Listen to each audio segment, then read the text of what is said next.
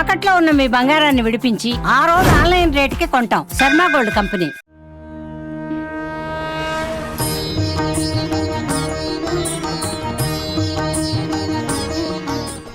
శరణాగతి మార్గం కార్యక్రమానికి అందరికీ స్వాగతం. స్వామిని నిజంగా గనక చూస్తే ఆయన అర్చామూర్తిగా ఉన్నప్పుడు ఆయన్ని చూడడానికే చాలా పెద్ద లైటింగ్ ఉన్నట్టు రెండు కళ్ళు మనకి సరిపోవు అని అనిపిస్తూ ఉంటుంది. మనం నిజంగా భక్తి తన్మయతంలో మునిగిపోయి స్వామిని అలా చూస్తూ ఉంటే అబ్బా చిరునవ్వు చిందిస్తూ ఎంత బాగున్నారా అని మనకే ఒక ఫీలింగ్ వస్తుంది, ఒక వైబ్రేషన్ లాగా అనిపిస్తుంది మనకి. అలాంటిది గోదమ్మ అడిగిన తర్వాత స్వామి ఒక సింహంలాగా దర్జాగా దర్పంతో అట్లా అడుగులు వేసుకుంటూ వస్తున్నారు అంటే ఊహించుకోవడానికి అది ఎంత బాగుందో కదా. మరి అందాక వచ్చిన స్వామి నెక్స్ట్ ఏం చేస్తారు ఇవాల్టి పాసురంలో అడిగి తెలుసుకుందాం. వైష్ణవ సాంప్రదాయ ప్రచారకురాలు పద్మజమ్మ ఉన్నారు మనతో. 24వ పాసురాన్ని ఇవాళ మనం సేవించుకోబోతున్నాం. అమ్మ నమస్కారం. నమస్తే అండి. మీరు అన్నట్లు స్వామిని మన కళ్ళతో చూస్తుంటే అప్ప ఎంత బాగున్నారు అనిపిస్తుంది, అవునా? అదే సమయంలో చిన్నపిల్లలకి స్నానం చేసి నీళ్లు పోసి చక్కగా అలంకారం చేసి పడుకోబెట్టగానే తల్లి ఏం చేస్తుంది, ఇలా తీసి కాటుగా అలా దిష్టి చిక్కబెడుతుంది. ప్రతిరోజు బయటకు వెళ్ళొచ్చినా లేకపోతే ఇంట్లో ఉన్నా కూడా దృష్టి తీసేస్తుండదు చంటి పిల్లలకి. భగవంతుడు కూడా చిన్న మూర్తిగా మన ఇంటికి వచ్చాడు కదా. ఆ స్వామి అంత అందంగా ఉంటే ఆయనకి ఎటువంటి దృష్టి దోషం తగులుతుందో అని మంగళం పాడటం అంటే ఆయన వర్ధిల్లాలి, ఆయన చల్లగా ఉండాలని కోరుకోవటమే మన స్వరూపం. అనేక సార్లు మీకు అదే చెప్పాను. మనం ఏ కోరిక కోరక్కర్లా, ఆయన బాగుంటే ఆటోమేటిక్గా మనం అందరం బాగుంటాం. అలాగే ఎప్పుడైతే శ్రీకృష్ణ స్వామి అలాగా శయనాగారం నుంచి వచ్చి సభను కొలువు తీరు ఉన్నటువంటి ఆ సింహాసనం మీద సింహాసనం మీద వేంచేశారో, వేంచేయగానే గోదాదేవి ఇలా చూశారు. చూడగానే ఆయన ఏమిటంటే నీలాదేవి కూడా మేల్కొన్నారుగా. నీలాదేవి సమేతంగా శ్రీకృష్ణ పరమాత్మ వచ్చి సింహాసనాన్ని అధిరోహించారు. ఎడమ పాదం కిందకి చాపారు, కుడి పాదం మడిచిపెట్టి ఇలా కూర్చున్నారు. కూర్చునేటప్పటికి ఆ ఎడమ పాదం కిందకి చాచింది, ఎర్రగా కమిలిపోయినట్లుగా కనిపించింది. స్వామి సుకుమారుడు కదా, శయనాగారం నుంచి సభ వరకు నడిచి వచ్చి కూర్చునేటప్పటికి అయ్యో స్వామి నీ పాదం కందిపోయిందే, ఎంత శ్రమ పెట్టేస్తున్నామో కదా మేము మిమ్మల్ని అంటూ ఆ స్వామికి ఏం కాకూడదు అంటూ మంగళం పాడాలని ప్రయత్నం చేశారు. ఎలా అయితే మనకి షడ్రసోపేతమైనటువంటి భోజనం, షడ్రుచులతో కూడినటువంటి భోజనం మంచి రుచిని ఆహ్లాదాన్ని ఇస్తుందో, అలాగే భగవంతుడిని ప్రేమించేటువంటి వాళ్ళకి భగవంతుడు బాగుండాలి అంటూ పోర్తి అంటే పోట్రీ లేదా పోర్తి అని పిలుస్తారు. మంగళం పాడటం అనమాట. గోదమ్మ 24వ పాసురంలో 6 మంగళాలు కోరుకుంటుంది భగవంతుడికి. 6 రకాలుగా మంగళాశాసనం చేస్తుంది ఆ స్వామికి. ఈ పాసురం సేవించే వాళ్ళందరికీ కూడా ఏమిటంటే ఆహా భగవంతుడికి 6 సార్లు మంగళం పాడింది గోదమ్మ. తండ్రి విష్ణు చిత్తుల వారు పల్లాయి రత్తాండ్ అన్నారు. అంటే పల్ ప్లస్ ఆండు అనేక సంవత్సరాలు, ఆండు అంటే సంవత్సరాలు, అనేక సంవత్సరాలు అని పూర్తి చేయలేక అనేక వేల కోట్ల సంవత్సరాలు అని ఆపేశారు. అంటే ఏమిటి, అన్నాళ్ళు నువ్వు బాగుండాలి అని కోరుకోవటం, కానీ కంప్లీట్ చేయలేదు ఆయన. విష్ణు చిత్తుల వారి కంటే 2 ఆకులు ఎక్కువ చదివింది మన గోదమ్మ. అందుకని ఆయన చెప్పి పూర్తి చేయలేకపోయిన మంగళాశాసనాన్ని ఈవిడ అవలీలగా 6 సార్లు మంగళాశాసనం చేసి పూర్తి చేశారు. అది మన గోదమ్మ. అలాగే నిన్నటి పాసురం ఏదైతే ఉందో అది మనం సింహాసనం సమర్పిస్తాం కదా, రత్న సింహాసనం సమర్పయామి అని 16 ఉపచారాలలో అదొక ఉపచారం సమర్పిస్తాం నిత్య పూజలో. ఆ సమయంలో నిన్నటి పాసురం మారి మలయ ముഴంజల్ మన్నెక్కడెందరంగం అనేటువంటి పాసురం సేవించవచ్చు. చూసారా ఎన్ని పాసురాలు వస్తున్నాయో, నిత్యం మనం పూజలో సేవించవలసినవే. 3వ పాసురం మంగళాశాసనం. ఎవరికైనా చెయ్యాలంటే, భగవంతుడికి చేయాలన్నా కూడా 3వ పాసురమే. అలాగే 16వ పాసురం కోవెల తలుపులు తెరిచేటప్పుడు సేవించాలి. అలాగే ఆయన ఎలా కళ్ళు తెరుస్తున్నాడో చెప్పింది కాబట్టి 22వ పాసురం తెరిచిన తర్వాత సేవించాలి. 23వ పాసురం స్వామి సింహాసనం మీద వేయించేయమని గోదమ్మ కోరుకుంటుంది కాబట్టి మనం కూడా సింహాసనం సమర్పించేటప్పుడు స్వామి నీవు కూడా టీవీగా వచ్చి అలా కూర్చోవయ్యా గోదమ్మ చెప్పినట్లుగా అని మనసులో భావన చేస్తూ స్వామిని ఆహ్వానించండి. ఆహ్వానించి ఆ సింహాసనం మీద వేయించేసి కూర్చున్నట్లుగా భావన చేయండి. కూర్చున్న తర్వాత ఆ స్వామి యొక్క సౌందర్యాన్ని చూసి అయ్యో కమిలిపోయాడే స్వామి, పాదం కందిపోయిందని గోదమ్మ మంగళం పాడింది. కాబట్టి మనం పూజలో మొట్టమొదటి హారతి ఇచ్చేటప్పుడు ఈ మంగళాశాసన పాసురం సేవించాలని చెప్తారు. 24వ పాసురానికి ఇంకొక విశేషం ఏమిటో తెలుసా? దాసరాలు ఎక్కడ ధనుర్మాస మహోత్సవం నిర్వహించినా హారతి పళ్ళాల అలంకరణ పోటీలు నిర్వహించడం జరుగుతుంది. అంటే భగవంతుడికి హారతి ఇవ్వటం చాలా విశేషం. మన దక్షిణాది సంప్రదాయంలోనే కాదండి, ఉత్తరాది కూడా మీరు చూడండి, హారతి విశేషంగా చేస్తుంటారు. అంటే ఆ హారతిలో మనం స్వామికి దృష్టి తీయడాన్ని హారతిగా అంటారు. ఆ పళ్ళాన్ని అందంగా అలంకారం చేసుకొని వచ్చి ఆ స్వామికి దృష్టి తీయటం. ఇప్పుడు గోధుమ 6 రకాలుగా మంగళం పాడింది ఈ పాసురంలో. ఈ 6 మంగళాలను ప్రతిబింబించే విధంగా వారు తమ ప్లేట్ని డెకరేట్ చేసి తీసుకురావాలి అని దాసరాలు వాళ్ళకి సూచించడం జరుగుతుంది ప్రతి సంవత్సరం. వాళ్ళు అలాగే తీసుకొని వస్తారు. ఆ తీసుకొని వచ్చినటువంటి వాళ్ళలో వాళ్ళని ఎంకరేజ్ చేస్తూ ఫస్ట్, సెకండ్, థర్డ్, తర్వాత కన్సలేషన్ ప్రైజెస్ ఇలా ఇవ్వడం జరుగుతుంది. చాలా అందమైన పాసురాలు. ఇక్కడి నుంచండి ప్రతిదీ విశేషమే. 22వ పాసురం నుంచి మొదలు పెట్టుకొని స్వామి కళ్ళు తెరటం ఏ రోజైతే ప్రారంభమవుతుందో ఇంకా అన్ని విశేషాలే. అద్భుతం. ఈరోజు పాసురం ముందుగా సేవించుకుందాం. அன்று விலகவளந்தாய் அடி போத்தி சென்றங்கத்த நிலங்காய் செத்தாய் திரள் போத்தி பொன்றச் சகட முதைத்தாய் புகழ் போத்தி கன்று குணிலா விருந்தாய் கழல் போத்தி குன்று குடையா விடுத்தாய் குணம் போத்தி வென்று பகை கெடுக்கும் நின் கையில் வேல் போத்தி என்றென்றவன் சேவகமே எத்தி பறை கொள்வான் இன்றியாம் வந்தோம் இறங்கிலோர் எம்பாவாய் ఆండాళ్ తిరువడిగళే శరణం. ఇది పాసురం. ఇందులో ముందుగా గోధుమ పాదం కందుకుపోయేటప్పటికీ ఆ పాదంతో ఊత్ఫలోకాలు అథోలోకాలు కొలిచిన వామనమూర్తి గుర్తొచ్చేశాడు. పాడుతుంది కృష్ణయ్యని, కానీ ఇక్కడ మంగళం పాడింది వామనుని పాదాలకే. ఎందుకు అంటే వామనుడు వేరు కృష్ణుడు వేరునా కాదు. ప్లస్ వామనుడు ఎంత సౌలభ్యంగా ఉంటాడో కృష్ణుడు అంతే సౌలభ్యంగా ఉంటాడు. సౌలభ్యానికి పరాకాష్ట ఈ 2 అవతారాలు విశేషంగా. అలాగే అందం, కృష్ణయ్య ఎంత అందంగా ఉంటాడో వామనమూర్తి అందంగా. ఎలా అంటే ఇప్పుడు దీప్తి గారు సపోజ్ మీకు 1 లీటర్ పాలు ఇచ్చాను తాగమని, తాగలరా? వెలుక్కొచ్చేస్తే ఇంకేం లేదు, వామ్మో అనిపిస్తుంది. ఎలా అంటే లీటర్ కాఫీ తాగమంటే తాగుతానేమో. ఆ లీటర్ పాలు సన్న సెగన కాగబెట్టి కోవా తయారు చేశారనుకోండి, ఈజీగా వెళ్ళిపోతుంది. అవునా? అంటే ఇన్ని ఉన్న పాలు మనకి నచ్చవు, కానీ అంతున్న కోవా మాత్రం మధురంగా తీసేసుకుంటాం. అవునా? అలాగే భగవంతుడు తనలో ఉన్న అంత పరత్వాన్ని చాలా చిన్న రూపం చేసుకుని వచ్చినటువంటి వామన రూపం. అందుకని పాలకోవా ఎంత మధురంగా ఉంటుందో వామనమూర్తి రూపం అంత మధురంగా ఉంటుందని ఒక పోలిక, అంటే లౌకికంగా మనకు అర్థం కావడం కోసం. కానీ లేకపోతే పాలకోవా ఎక్కడ, వామనమూర్తి వైభవం ఎక్కడ? అటువంటి వామనమూర్తి శ్రీపాద పద్మాలు ఆనాడు కొండ బండ అని తేడా లేకుండా, కాడు మూడు అని తేడా లేకుండా అన్నింటా పెట్టి కొలిచాడుగా స్వామి. అమ్మో, ఆ రోజు ఎంత కందిపోయినాయో స్వామి. ఇంద్రుడేమో తన రాజ్యం తనకు వస్తుందా రాదా, ఈ దానజలం పడగానే ఆహా వచ్చేస్తుంది, ఈ ఆనందంలో ఆయన ఇదిలో ఆయన ఉన్నాడు. బలిచక్రవర్తి ఏమో తన రాజ్యాన్ని ఇస్తున్నాడు, తర్వాత తనకేమిటి అంటూ తన 3వ పాదం ఎక్కడ కొలవాలి అంటే ఆయన ఆ టెన్షన్లో ఉండిపోయాడు. ఆ చుట్టూ ఉన్నటువంటి బంధువులందరూ కూడా బలిచక్రవర్తికి జరుగుతున్నటువంటి అన్యాయంగా భావన చేసి వాళ్ళందులో ఉన్నారు. దేవతలందరూనేమో ఇదంతా చూసి ఆశ్చర్యంగా అలా నోరు వెళ్ళబెట్టుకుని ఉన్నారు. ఎవరు నీకు మంగళం పాడలేదు అని గోదమ్మ ఈనాడు మంగళం పాడుతుంది. అండ్రు అంటూ ఆనాడు, అండ్రు ఇవ్వలగనుందా అడిపోతి అంటూ ఆనాడు నువ్వు లోకాలను కొలిచావే, ఆ పాదాలకు మంగళం అంటూ ముందుగా పాదానికి మంగళం పాడారు. అడిపోతి గుర్తుపెట్టుకోవాలి 6 మంగళాలు ఏమిటనేది.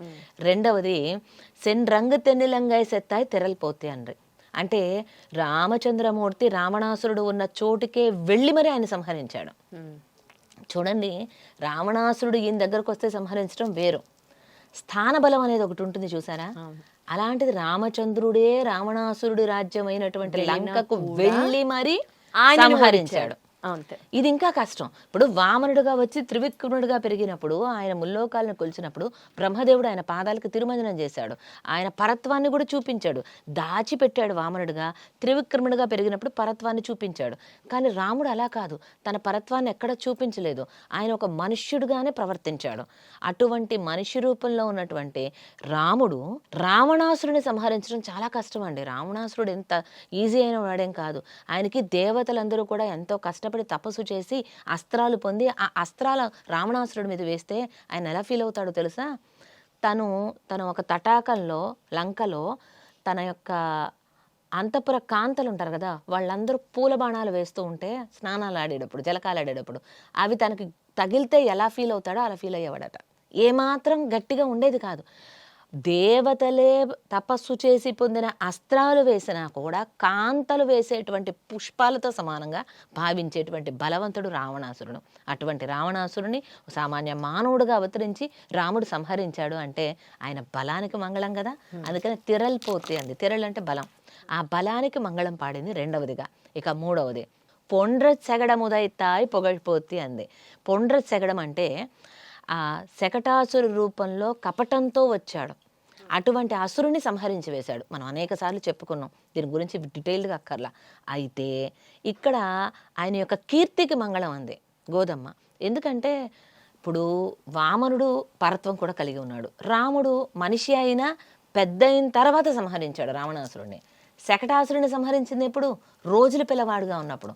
రాముడి బలం గొప్పదా, ఈయన బలం గొప్పదా? అప్పుడు రోజుల పిల్లవాడుగా ఉన్నప్పుడే కాలితో ఇలా తన్నగానే ఆ పాదం పైకి ఎగిరి కింద పడిందంటే ఇది ఎక్కువ కదా. అందుకని దీనికి ఎక్కువ కీర్తి. రాముడు రావణాసురుని సంహరించిన దానికన్నా శకటాసురుణ్ణి కృష్ణయ్య సంహరించటమే ఎక్కువ కీర్తి. అందుకని అమ్మో ఆ కీర్తికి ఏమైనా దృష్టి దోషం తగులుతుందేమో, ఏమీ మంగళం దృష్టి దోషం తగలకూడదని మంగళం పాడారు. కీర్తికి మంగళం. మొదటిది అడిపోతి, రెండవది తెరలిపోతి, మూడవది ఆయన యొక్క కీర్తికి మంగళం పాడారు. ఇక నాలుగవది కండ్రు కుణిలా విరిందాయి కజల్పోతి అన్నారు. అంటే ఇరువురు అసురుల్ని ఒకేసారి సంహరించి వేశాడు మన శ్రీకృష్ణ పరమాత్మ. వత్సాసుర రూపంలో ఉన్న దూడ రూపంలో ఉన్న అసురుణ్ణి, ఆ పక్కనే చెట్టు మీద ఉన్నటువంటి ఆ వెలగపండును ఆవేశించిన అసురుణ్ణి మనం చెప్పుకున్నాం గతంలో. ఇలా దూడ 4 కాళ్ళు చేతితో పట్టుకొని గిరగిరా తిప్పి డిస్కస్ త్రోలో ఎలా అయితే వేస్తారు, పాదాలు ఇలా గట్టిగా నేల మీద మోపి అప్పుడు ఇలా విసిరేటప్పటికీ వెలగపడును ఆవేశించుకున్న అసురుడు చనిపోయాడు. వెరసి ఈ కపిత్తాసురుడు వత్సాసురుడు సంహరించడానికి కారణం పాదాలు ఏమాత్రమని అటు ఇటు అయినాయి అనుకోండి, ఏమవుతుంది? స్లిప్ అయ్యే ప్రమాదం ఉంది, అసలుకే ఎసరు వచ్చే ప్రమాదం ఉంది.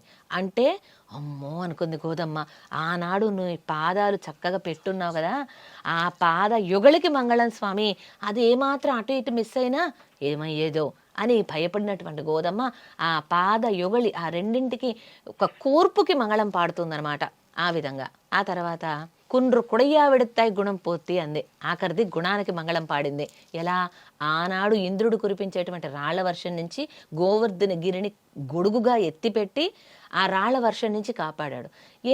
ఒక్కసారి ఈ కొండను ఎత్తిపెట్టే బదులు ఇంద్రుడిని ఏదైనా చేయొచ్చుగా, కానీ చేయలే. ఎందుకు? ఇంద్రుడు ఇప్పుడంటే ఆకలి కేకలు, అంటే గోవర్ధనగిరికి ఇప్పించాడు.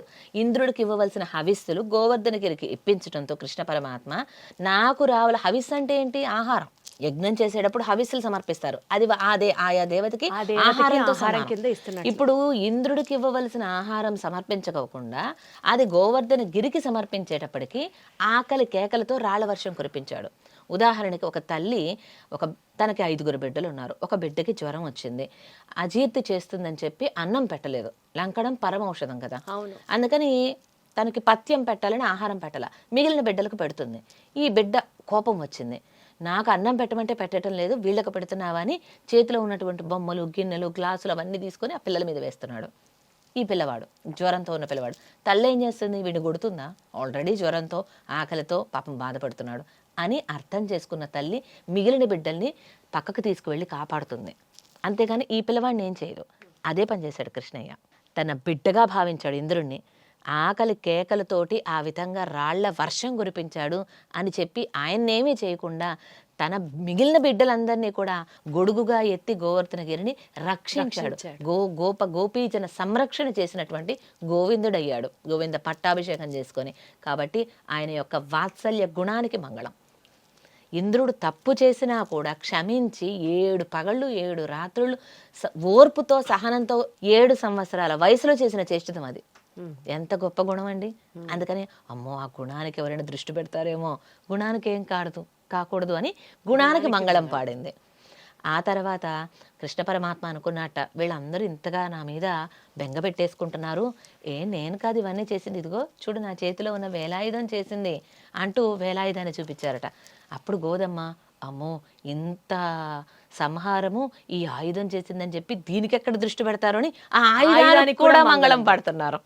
వెరసి ఆడిపోతే తిరల్పోతే అంటూ రకరకాలుగా 6 మంగళాశాసనాలు పాడింది. పాదాలకు మంగళం, బలానికి మంగళం, కీర్తికి మంగళం, ఆ పాదముల యొక్క చేరికకు మంగళం, గుణానికి మంగళం, ఇక ఆయన చేతిలో ఉన్నటువంటి వేలాయుధానికి మంగళం అంటూ 6 రకాలుగా మంగళాశాసనం చేసింది ఈ పాసురంలో గోదాదేవి. ఈ మంగళాశాసనం చేయటంలో తాను వచ్చిన పని మర్చిపోయి అప్పటి వరకు మంగళం చేస్తూ ఉంది.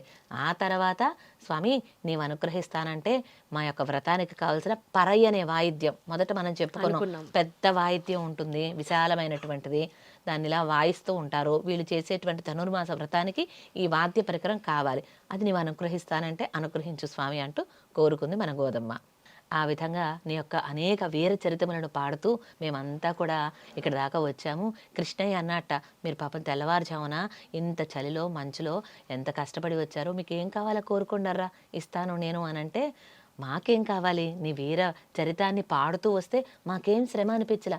ఎప్పుడైనా చూడండి మనకి భజనల పాటలు చేస్తూ మన ఇష్టమైన పని చేసేటప్పుడు కష్టం అనిపించదు. వీళ్ళు కృష్ణయ్య పట్ల ఇష్టంగా వస్తున్నారు, అది కూడా నామ సంకీర్తనం చేస్తూ వచ్చారు. ఎప్పుడైనా భజన చేసేటప్పుడు ఎటువంటి అలుపు ఉండదు.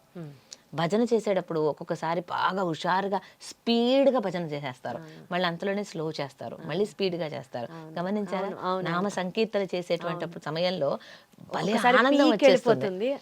వాళ్ళకి ఏమి శ్రమ అనిపించదు, అంత పాడినా కూడా, అంత నృత్యం చేసినా. అలా మాకు కూడా ఏం అనిపించలేదు స్వామి. ఒకవేళ నువ్వే అడిగావుగా, ఇస్తానంటే పరై అనే వాయిద్యాన్ని ఇవ్వు, మమ్మల్ని అనుగ్రహించు అంటూ కోరుకుంది మన గోదాగోష్ఠి. ఈనాటి 24వ పాసురం మంగళాశాసన పాసురంగా చెప్తారు. భగవంతుడికి మొట్టమొదటిసారిగా హారతి ఇచ్చేటప్పుడు ఈ పాసురాన్ని సేవించాలని చెప్తారు. మనం విడిగా కూడా ఇంట్లో పూజ చేసుకున్నప్పుడు స్వామికి హారతి ఇచ్చేటప్పుడు ఈ పాసురం సేవించవచ్చు. అయితే అనధ్యయన కాలంలో మాత్రం సేవించకూడదు మీరు అన్నట్లు. కాబట్టి ఈ విధంగా గోదమ్మ మంగళాన్ని కోరుకుంది. షట్రసోపేతమైన 6 మంగళాలు చేసింది. కృష్ణయ్య పల్లాండుగా వేయించేసి ఉండాలి అని. అలాగే మనం కూడా కోరుకుందాము మరి. తప్పకుండా. ఆండాళ్ తిరువడిగళే శరణం. సర్వం శ్రీకృష్ణార్పణమస్తు.